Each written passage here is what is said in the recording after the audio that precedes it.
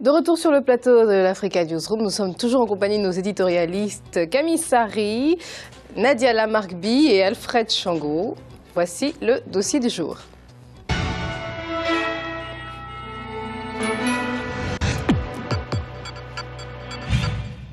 Meilleur pays en Afrique pour faire des affaires selon certains classements. Dans le top 20 des pays les plus propices aux affaires dans le monde, selon d'autres, l'île Maurice a aussi pour ambition de devenir la plateforme d'investissement entre l'Afrique et l'Europe, l'Asie et les pays émergents. Reportage d'Olivier Conan, notre envoyé spécial à Maurice.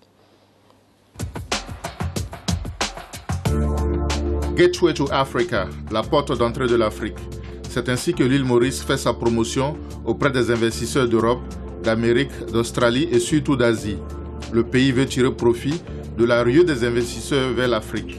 L'île se veut le lien entre l'Afrique et l'Asie grâce à sa plateforme financière offshore qui offre beaucoup d'avantages aux investisseurs étrangers. Les échanges sont modestes, mais ils sont appelés à prendre de l'ampleur grâce à une volonté politique des dirigeants mauriciens. Nous sommes très optimistes pour l'avenir, et ce pour plusieurs raisons. D'abord, nous voyons Maurice comme un hub portuaire. Nous sommes situés au milieu d'une route maritime majeure entre l'Afrique, l'Asie et l'Europe. Nous voyons également Maurice comme un État insulaire qui a 2,3 millions de mètres carrés de zone économique exclusive, 1000 fois la superficie de notre territoire. Comme beaucoup de pays de la région, nous espérons découvrir du pétrole et du gaz, ce qui va changer la donne pour notre pays. Nous sommes également heureux d'être au pied d'une région en pleine croissance, une région qui est à l'orée d'un développement soutenu, et cette région, c'est l'Afrique.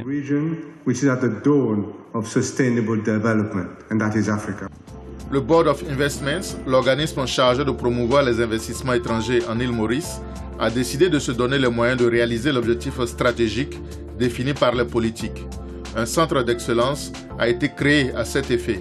Le Africa Center of Excellence est donc un centre d'information sur les opportunités d'affaires en Afrique.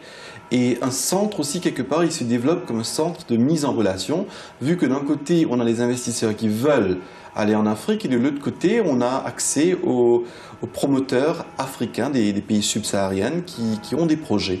Donc on le fait physiquement, avec des coups de fil, avec des mises en relation, mais aussi avec notre plateforme qui est en ligne. Les investisseurs privés et les gestionnaires de fonds ne disposent pas encore d'un portefeuille d'investissement conséquent sur le continent, mais cette situation est appelée à évoluer.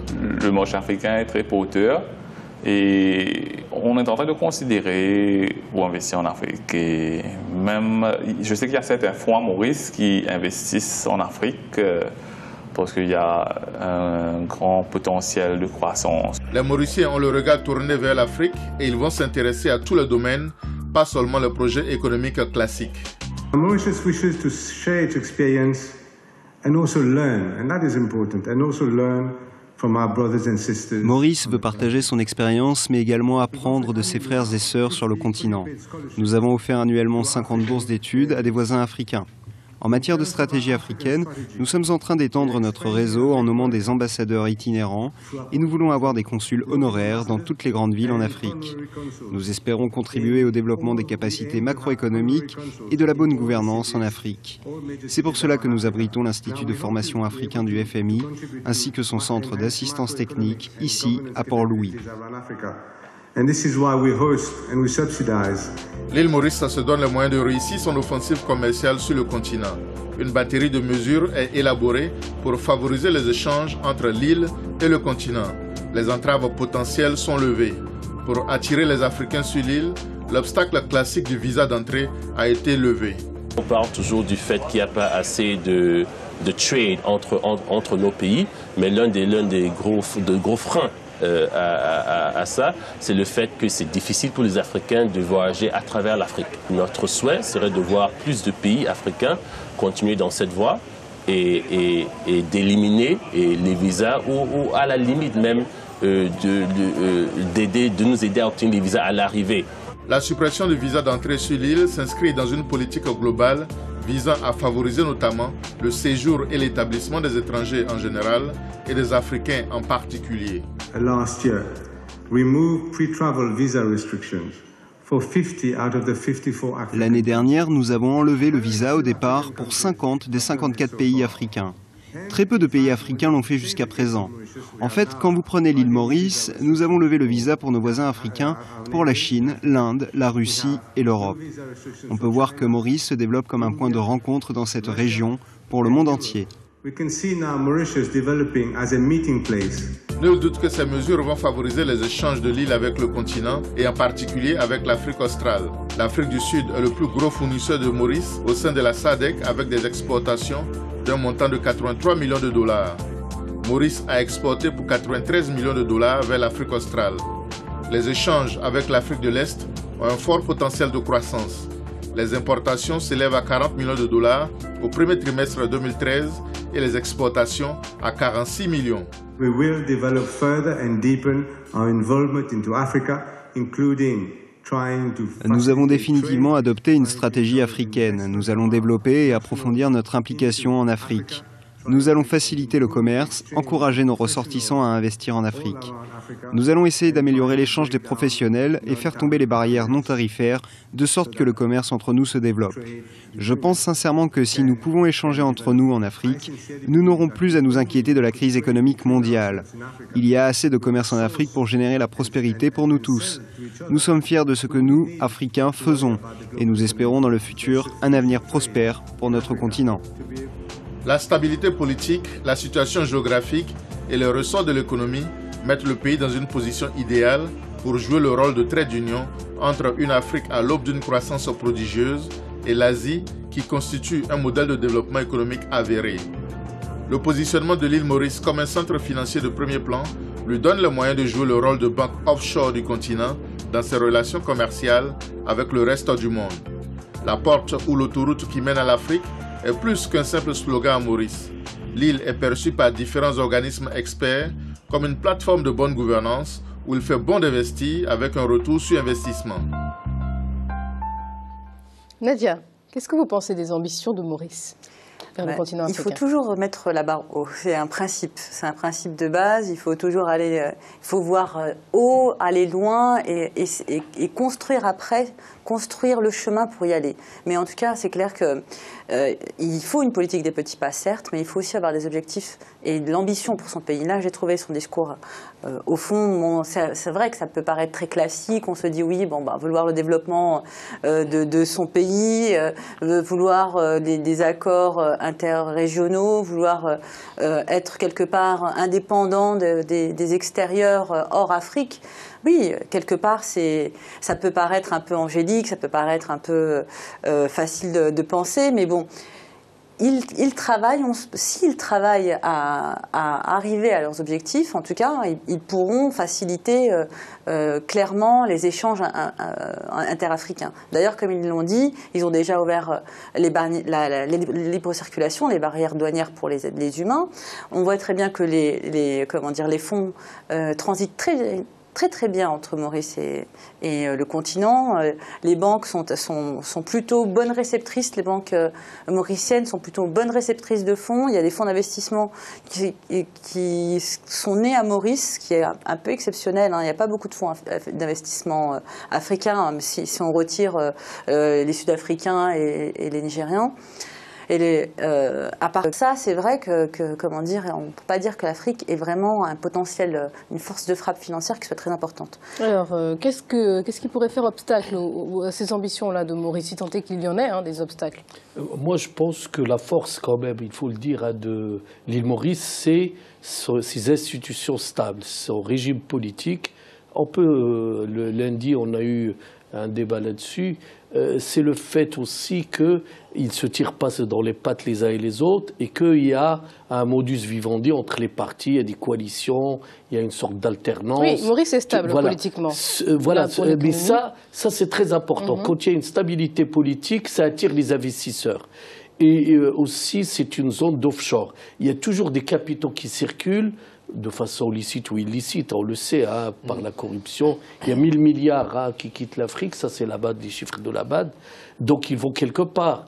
Mais il y a certainement des investisseurs qui préfèrent les mettre à l'île Maurice parce que c'est à côté. Moi, je me souviens, on a fait une exposition en Afrique du Sud, une exposition française, ça remonte à 10-15 ans.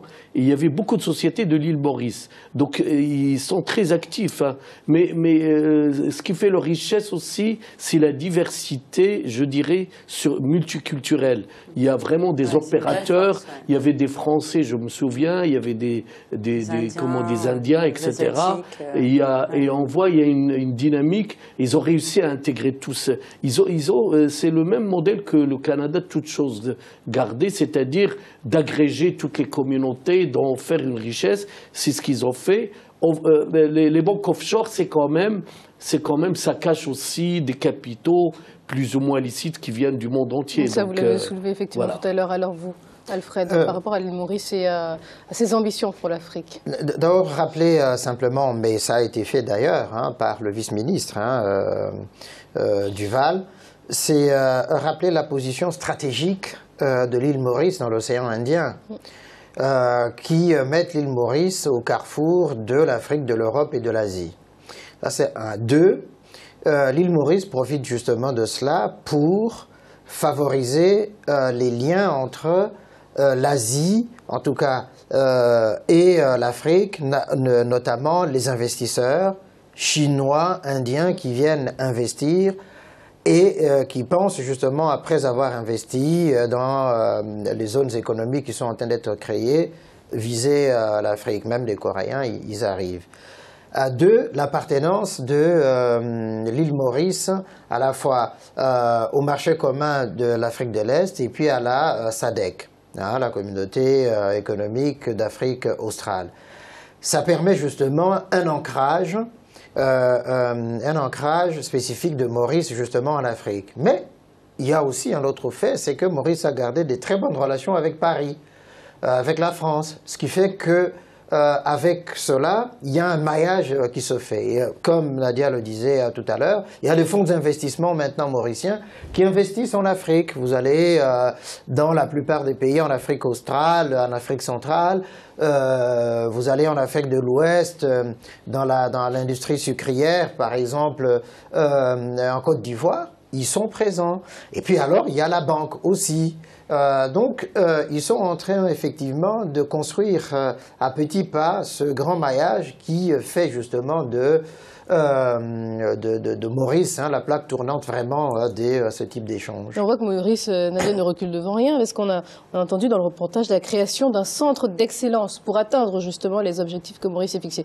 Donc il cède finalement à les atteindre, ces objectifs. Oui. Après, si c'est fait, avoir des objectifs très ambitieux, c'est une chose, mais si c'est fait en bonne intelligence et se donner les moyens d'y arriver, c'est autre chose. Et là, on voit bien qu'ils sont dans cette démarche-là. Alors pour le coup, ils ont quand même adopté une démarche qui est très anglo-saxonne, très à l'américaine, pragmatique. Ils sont dans une recherche on voit très bien lorsqu'ils font des investissements en éducation, c'est beaucoup dans des business schools, c'est beaucoup dans des sections de management. Ils sont déjà dans la création de cadres managers, de banquiers. Ils ont fait un choix particulier. Après, c'est une stratégie, il faut la tenir jusqu'au bout. Ils restent sur cette niche-là et ce créneau-là, c'est clair qu'il y a en Afrique un vrai créneau à prendre sur tout ce qui est management bancaire et financier. Et là, on voit bien qu'ils ont quelque part fait le choix, un choix qui maintenant se lie très très bien, qui est celui de la finance, qui est celui du management, qui est celui vraiment de l'offshoring sur les questions d'investissement bancaire et de finance. Voilà, c'est... Après avoir longtemps investi sur la canne à sucre et être resté un pays très axé sur le secteur primaire, on voit bien que ça y est, il décale sur le secteur tertiaire. Et c'est souvent le signe d'un tournant vers le développement. Oui, mais pour compléter cela, effectivement, c'était d'abord la canne à sucre, puis le tourisme. Mais Maurice aperçoit qu'avec seul le tourisme... Oui, c'est trop dépendant voilà, exactement. Donc, diversification, ouais. Diversification qui fait effectivement qu'on investit dans des secteurs d'avenir. Oui, l'informatique. Exactement, et tout cela qui peut permettre à Maurice d'être justement cette plaque tournante importante. Et Camille Nadia parlait de il y a le risque quand même de corruption, qu'évoquait justement Camille, qui est importante justement dans le blanchissement, n'est-ce pas? C'est plus un risque, je pense, en l'occurrence. On va revenir sur un point, en parlant de stratégie. La levée de visa pour 50 pays africains, c'est assez rare pour qu'on ne puisse, pour qu'on le commande sur ce plateau. Oui, mais c'est intelligent pour deux raisons. Premièrement, ça favorise le tourisme. Parce que ce n'est pas n'importe quel Africain qui ira à l'île Maurice. Il faut prendre l'avion, etc. Ou soit savoir nager. Mais bien nager alors. donc, ça va attirer l'élite africaine, ça va attirer les capitaux africains, ça va favoriser l'asile, je dirais financier, pas politique, l'exil des capitaux. C'est-à-dire, on voit à Dubaï, on rencontre beaucoup d'Africains qui viennent faire leurs courses, mais c'est pas des petites courses, c'est gigantesque. Tout à fait, oui. Donc, si vous avez un lieu qui peut être stratégique, vous pouvez attirer, vous avez intérêt à ne pas mettre des obstacles. Et là, eux, ils ne mettent pas d'obstacles. Ce qui les aide, c'est la stabilité politique. Moi, je le dis, je le répète. C'est la stabilité des institutions, c'est la base. Ensuite, les banques offshore. Mais les banques offshore, on le sait, même en Malte, qui fait partie de la zone euro, c'est le refuge des capitaux illicites russes, tout le monde le sait.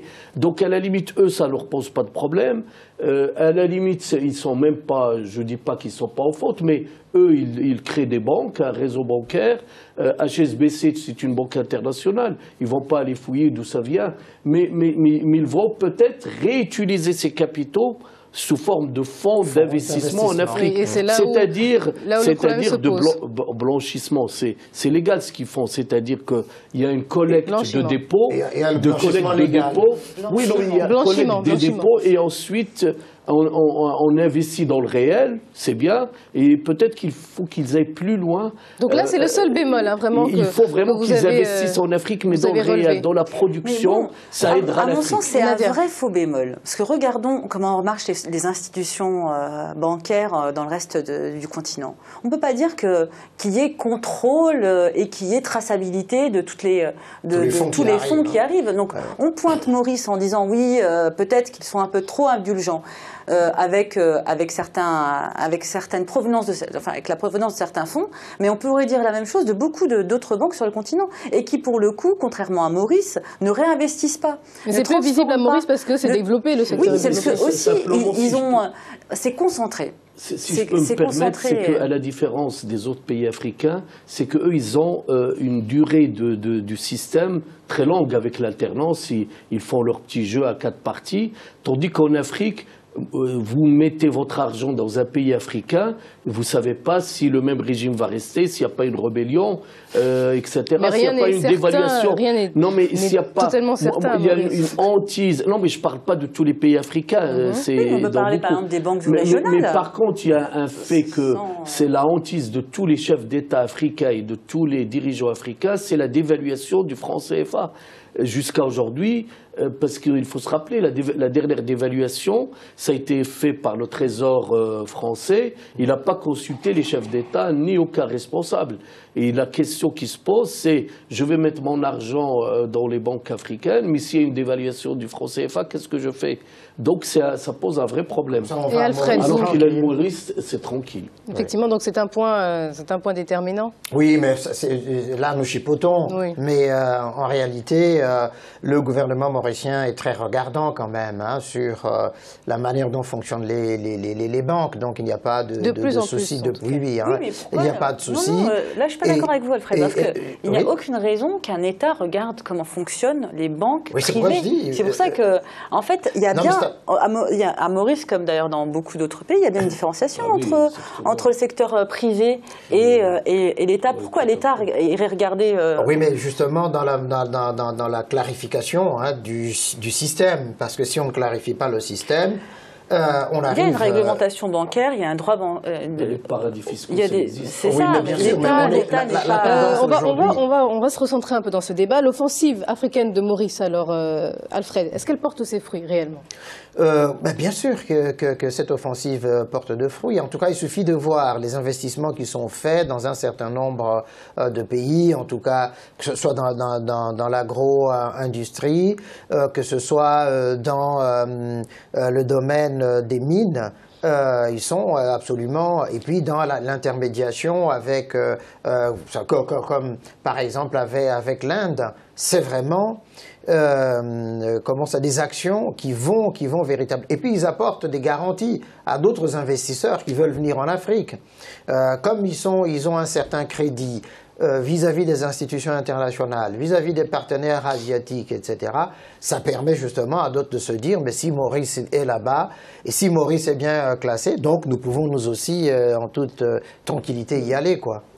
Merci à vous, c'est la fin de ce débat. On va rappeler les principales informations dont nous avons parlé en première partie d'émission. La deuxième session ordinaire du Parlement de la CEMAC, la Communauté économique et monétaire d'Afrique centrale, a pris fin après s'être déroulée à Malabo, où se trouve le siège de l'organisation en Guinée équatoriale. Et la 5e édition des journées minières et pétrolières du Mali est en cours à Bamako, au Centre international de conférence. De l'avis des experts locaux, l'industrie minière se porte plutôt bien et va bientôt être diversifiée. Dans quelques instants, nous parlerons des 40 ans de la BOAD, la Banque ouest-africaine de développement, et des infrastructures au Cameroun. À tout de suite.